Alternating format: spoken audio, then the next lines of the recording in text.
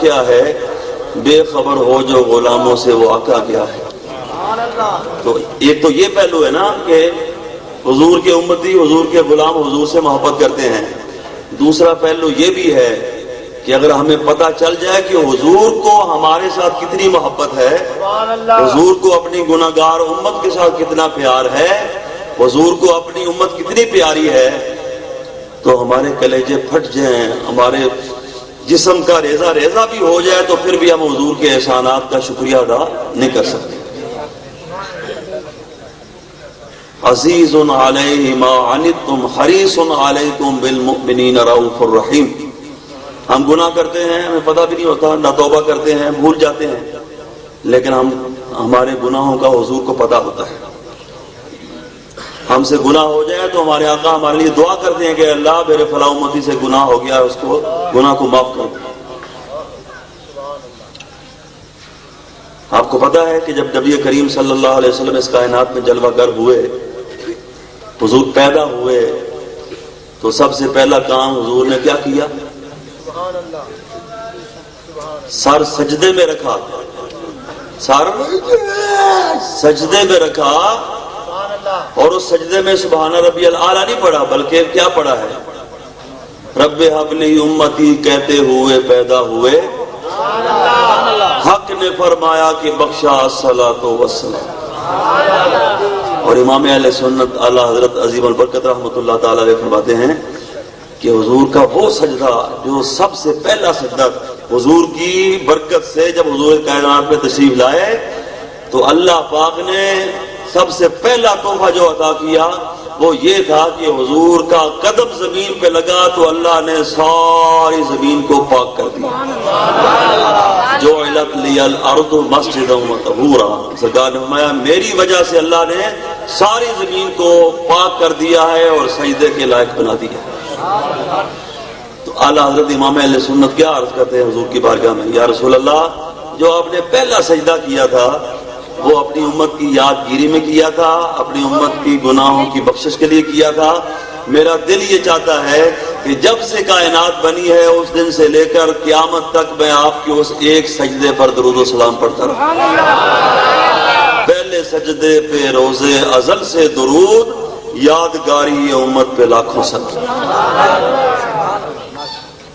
تو حضور نے سجدہ کیا، حضور نے سجدہ کیا۔ میں یہاں کہا کرتا ہوں کچھ عمل کی بات بھی ہو جانی چاہیے نا۔ سبحان اللہ، سبحان اللہ۔ ہم یہ تو کہتے ہیں غلامی رسول میں موت بھی قبول ہے، لیکن کیا غلامی رسول میں نماز بھی قبول ہے؟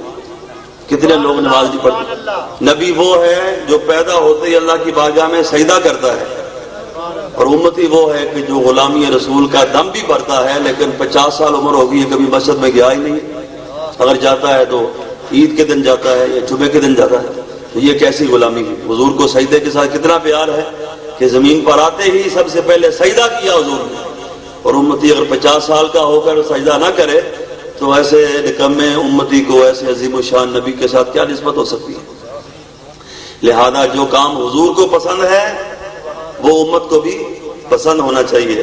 اور حضور کو سجدے کے ساتھ بڑی محبت ہے، سجدے کے ساتھ بڑا، اتنا طویل سجدہ آپ فرماتے تھے کہ ایسے لگتا تھا جیسے روح جو ہے وہ قفس عنصری سے پرواز کر گئی ہے، اس قدر لمبا سجدہ، اس قدر طویل سجدہ آپ فرماتے تھے۔ تو پھر کیوں نہ ایسے کیا جائے کہ جن کے لب پر رہا امتی امتی، جن کے لب پر رہا امتی امتی، یاد ان کی نہ بھولو نیازی کبھی، یاد ان کی نہ بھولو نیازی کبھی، وہ کہیں امتی تو بھی کہہ یا نبی، میں ہوں حاضر تیری چاکری کے لیے۔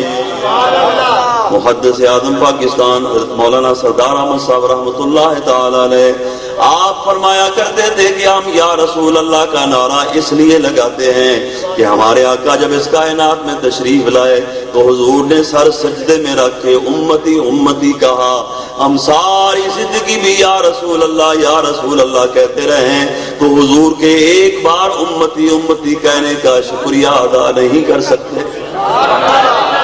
اس لیے وہ کہیں امتی تو بھی کہہ یا نبی، جب وہ اللہ کے محبوب ہو کر، ساری کائنات کی مطلوب ہو کر، امام الانبیاء ہو کر، حبیب کبریا ہو کر تمہیں امتی امتی کہہ رہے ہیں تو ان کی شان میں فرق نہیں آتا۔ اگر تو گناہگار امتی ہو کر یا نبی اللہ، یا حبیب اللہ، یا رسول اللہ کہے گا تو تیری عظمت و شان بھی بڑھ جائے گی۔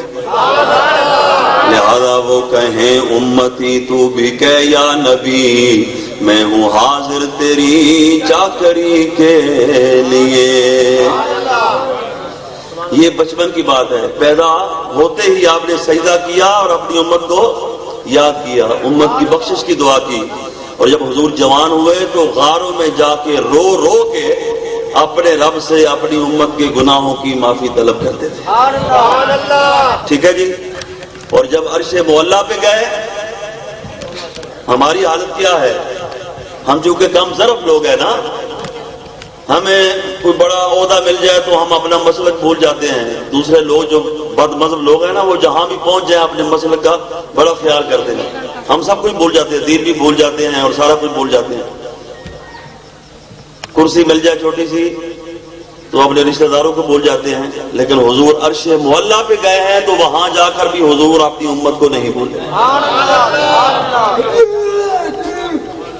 آپ کو پتا ہے کہ جب جبریل بھی نیچے رہ گیا، رف بھی نیچے رہ گیا، براق بھی نیچے رہ گیا، عرش معلیٰ کا ماحول آ گیا، تو عرش کے نیچے جا کر حضور نے اپنے رب کی بارگاہ میں سجدہ کیا، اور وہاں جا کر بھی اس سجدے میں اپنی امت کے گناہوں کی بخشش کی دعا کی۔ اور قرآن پاک میں آپ پڑھیں سورہ النجم کے اندر ایک بڑا عجیب نکتہ ہے، میرا خیال ہے آپ نے اس سے پہلے نہیں سنا ہوگا۔ اللہ تعالیٰ کہتا ہے ما ضل صاحبکم بما غوا۔ مجھے موضوع کھلا ملا ہے، جو چاہو بیان کرو جی، آپ کی مرضی۔ ٹھیک ہے نا، آپ یہ نہ کہیں کہ میلاد سے معراج تک کیسے پہنچ گئے، اس لیے کہ یہ بھی عظمت مصطفیٰ ہے، وہ بھی شان مصطفیٰ ہے، اور شان مصطفیٰ بیان کرنے مقصود ہے۔ ما ضل صاحبکم وما غوا، اس کا ترجمہ کیا ہے کہ نہ بھٹکا نہ راستے سے ہٹا کون؟ صاحبکم، تمہارا ساتھی۔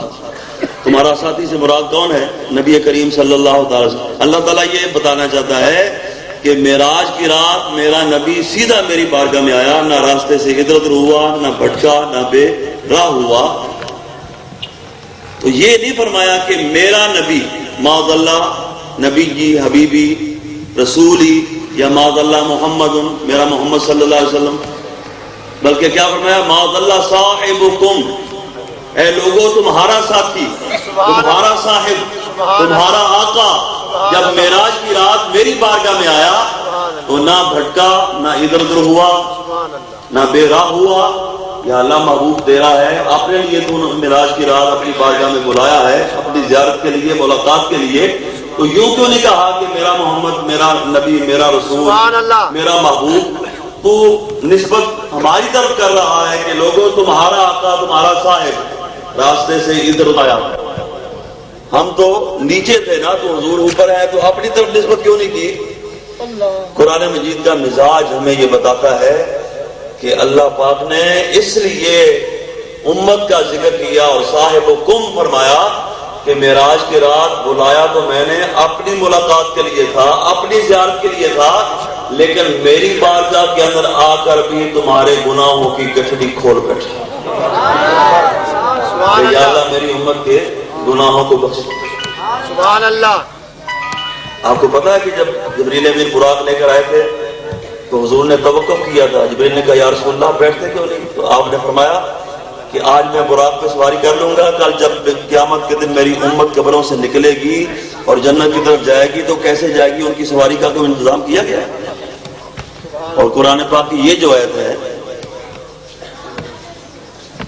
یوم نحشر المتقین الی الرحمن وفدا، وفدا کا ترجمہ تفسیر جلالین کے اندر یہ ہے کہ وہ سواریوں کے اوپر سوار ہو کر جنت میں جائیں گے۔ اور سواریاں کون سی ہوں گی؟ یہ جو قربانی کے جانور ہیں، اس لیے عیب دار جانور کی قربانی جو ہے وہ جائز نہیں ہے، تاکہ قیامت کے دن تمہارا جانور اور تمہاری سواری جو ہے وہ خوبصورت ہو۔